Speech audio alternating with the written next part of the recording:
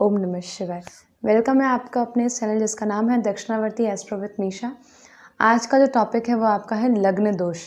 कुंडली में लग्न दोष का आंकलन आप किस तरीके से करेंगे, क्या वो बिंदु हैं जिन्हें आप ध्यान में रखना है, लग्न दोष होता क्या है और किस तरीके से एप्लीकेबल होता है, यहाँ मैं बहुत शॉर्टकट तरीके से आपको बताने वाली हूँ। बहुत ध्यान से सुनिए। देखिए, लग्न दोष जब कुंडली में आपकी लग्न आपका पीड़ित अवस्था में हो तो उसे लग्न दोष कहते हैं। इसीलिए जब भी कोई आप किसी ज्योतिष के पास जाते हैं तो आपके लग्नेश को बहुत ध्यान से देखता है। और देखिए, लग्नेश का जो इम्पोर्टेंट रोल इसलिए है क्योंकि लग्न आपका शारीरिक बल के साथ साथ मानसिक बल भी है। आपके शरीर के यानी आपके मस्तिष्क के बाईं तरफ को भी जो है लग्नेश प्रेजेंट करता है।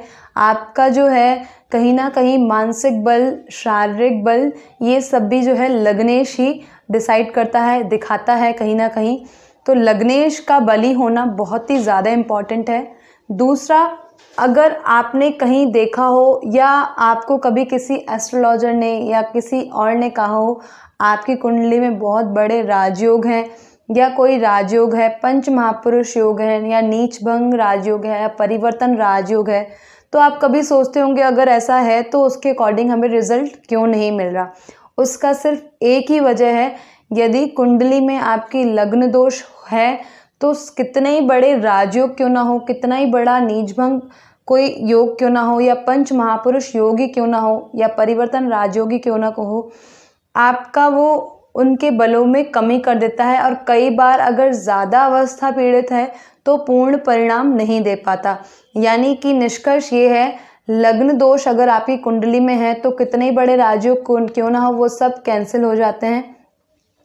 लग्न दोष अगर नहीं है आपकी कुंडली में, यानी लग्नेश ही आपका मजबूत है और आपका वैसे तो देखिए लग्नेश हमेशा कारक ग्रहों में ही आता है, मारक में कभी नहीं आता। लेकिन लग्नेश अगर पीड़ित है तो वो कारक होते हुए भी मारक श्रेणी में आ जाता है और कहीं ना कहीं आपको लग्न दोष को दिखाता है। अब कुंडली में लग्न दोष का आंकलन हम कैसे करेंगे, तो देखिए, सबसे पहले लग्नेश आप देखिए आपके लग्नेश कौन है। अगर मैं बात करूं एक एग्जाम्पल के लिए, काल पुरुष की कुंडली यानी 1 नंबर अगर आपकी कुंडली में लिखा हुआ है, लग्न में 1 नंबर पहले खाने में, तो वो हो गई आपके मेष लग्न की कुंडली।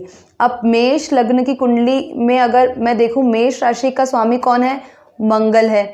अब मैं यहाँ क्या देखूंगी, मंगल कहाँ पर बैठा हुआ है। लग्नेश आपका हो गया मंगल, तो मंगल की मैं कंडीशन देखूंगी मंगल कहाँ बैठा हुआ है। यहाँ आप देखिए, अगर मंगल स्वयं लग्न में बैठ गया तो आपका लग्नेश मजबूत हो गया, लगन मजबूत हो गया, क्योंकि लग्नेश स्वयं लग्न के साथ बैठ गया तो कहीं ना कहीं उसके बलाबल को उसने बढ़ा दिया। तो आपकी जो क्षमता होगी कार्य करने की या आपको जो चीज़ों को लेके जो आप डिटर्मिनेशन होगी वो पूरे लक्ष्य तक करके ही आप चीज़ों को करेंगे। लेकिन यहीं अगर मैं कहूँ लग्नेश आपका पीड़ित अवस्था में होकर 6ठे भाव में बैठ गया जो कि रोग ऋण शत्रु का है, तो कहीं ना कहीं आपके शारीरिक जो है क्षमता में वो कमी कर लेगा, आपको रोगग्रस्त करेगा, कहीं ना कहीं आपका रक्तचाप को बढ़ा सकता है, कहीं ना कहीं आपको blood related stomach related problem दे सकता है, आपके इम्यून सिस्टम को जो है प्रॉब्लम क्रिएट कर सकता है। और यहीं अगर मैं लग्नेश कह दूँ 6, 8, 12 में से अगर कहीं बैठ जाए, सीधा सीधा अगर आपको कहना चाहूँ, लग्नेश यदि तृक भाव में जाकर बैठ जाए तो आप वहाँ पे कह सकते हैं कि आपकी कुंडली में लग्न दोष है। और लग्न दोष होने से कितना ही बड़ा राजयोग हो वो आपका कैंसिल हो जाता है। दूसरा, अगर मैं आंकलन करना चाहूँ लग्न दोष को देखकर, तो देखिए लग्नेश की डिग्री के यानी अंशों को देखना बहुत ज़्यादा इम्पॉर्टेंट है। यानी यहाँ अगर मैं देखूँ मंगल के अंश बल यदि कम है, 1 से लेकर 3 तक है या 28 से लेकर 30 तक है, यानी वृद्ध अवस्था में या बाल्य अवस्था में या मृत अवस्था में अगर है लग्नेश, तो कहीं ना कहीं उसका डिग्री बराबर 0 के बराबर है, वो उसमें कार्य करने की जितनी क्षमता है वो नहीं है। तो चाहे प्लेसमेंट कितनी ही अच्छी क्यों ना हो, स्वयं अगर लग्नेश चतुर्थ भाव में बैठ जाए या आपका केंद्र में त्रिकोण में कहीं भी बैठ जाए तो भी लग्नेश को वो पावर नहीं दे पाएगा, जो लग्न को है पावर नहीं दे पाएगा, क्योंकि उसमें उसके अंश में इतने बल नहीं है जो उसके पूरे रिजल्ट को फुलफिल कर सके।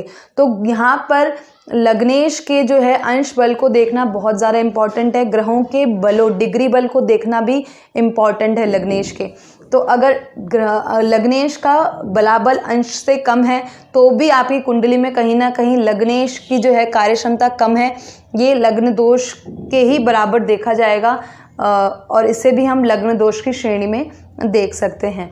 दूसरा, यदि अगर लग्न स्वयं पीड़ित अवस्था में है, नीच का है, पाप राशियों के साथ बैठ गया या सूर्य के साथ अस्त हो रहा है और किसी अच्छे ग्रह की दृष्टि नहीं पड़ रही है, तो भी आपकी कुंडली में ये लग्न दोष को दिखाता है।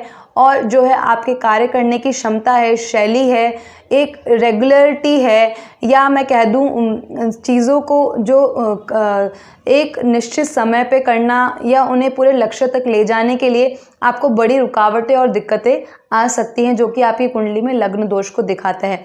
अब यदि लग्नेश सूर्य के साथ है और उसकी डिग्री उसके बहुत पास है, यानी सूर्य की जो है मंगल के साथ, अगर मैं यहाँ पे मैंने मेष लग्न की कुंडली ली है तो स्वामी हो गया मंगल, यदि मंगल सूर्य के साथ में बहुत ही नज़दीकी अंश पे है तो सूर्य को जो मंगल को जो है सूर्य कहीं ना कहीं अस्त कर लेगा, तो उसकी जो पावर होगी, जो ऊर्जा शक्ति होगी, क्योंकि देखिए मंगल जो है आपकी ऊर्जा शक्ति का ग्रह होता है, कारक होता है, और कहीं ना कहीं जो है ये इसके पावर में, क्षमता में कमी कर देगा। तो चाहते हुए भी आप उतने अच्छे रिजल्ट नहीं दे पाएंगे जितने आप देना चाहते हैं। तो ये हो गया सूर्य से अस्त की अवस्था।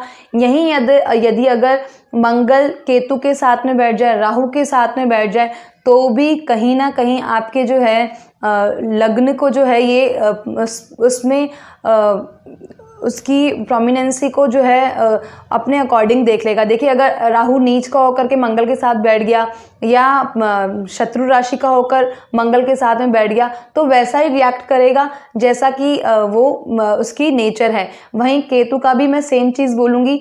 तो ये भी कहीं ना कहीं आपके जो है आपके इंटरनल जो आपकी सोल होगी, आपकी जो कार्यशैली होगी, उसमें भिन्नता लाएगा और कहीं ना कहीं आपका जो रिजल्ट आपको मिलना चाहिए वो नहीं मिलेगा। दूसरा, यदि जो लग्नेश है आपका उस पर किसी अच्छे ग्रह की दृष्टि ना हो और पाप ग्रहों के साथ में बैठा हो तो भी कहीं ना कहीं जो है ये लग्न दोष को दिखाता है। लेकिन देखिए बहुत देखने वाली चीज़ ये है, कोई परिवर्तन राजयोग नहीं होना चाहिए, कोई अच्छे ग्रह उसको नहीं देख रहे हों और कोई आप यूँ कह लीजिए उसी अगर पापी ग्रह के साथ बैठ रहा है, उसी के घर में बैठकर उसी के साथ परिवर्तन कर रहा हो तो एक योग बन जाएगा दोष की जगह। तो ये सब जो बिंदु हैं वो देखने वाले हैं, बहुत ही बारीकी तरीके से ये आपको देखने की चीज़ है। इस तरीके से लग्न दोष का आंकलन हो जाता है।